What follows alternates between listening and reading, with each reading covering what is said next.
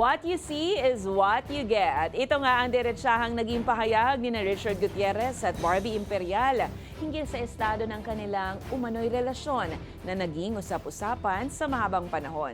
Tila bahala na nga mag-isip ang publiko matapos basagin sa unang pagkakataon ni Richard at Barbie ang kanilang pananahimik at diretsang sinagot ang mga umuugong na balita ukol sa kanilang dalawa. Ayon kay Chard, mas pinipili nilang mamuhay ng pribado at malayo sa social media. Pero paglilinaw ni Barbie, hindi raw sila nagtatago.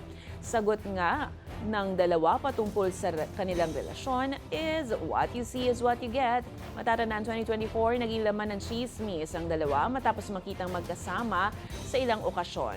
Samantala magkakasama naman ang dalawa sa pinaghahandaang Blood vs. Duty na bagong teleserye ng ABS-CBN ngayong taon.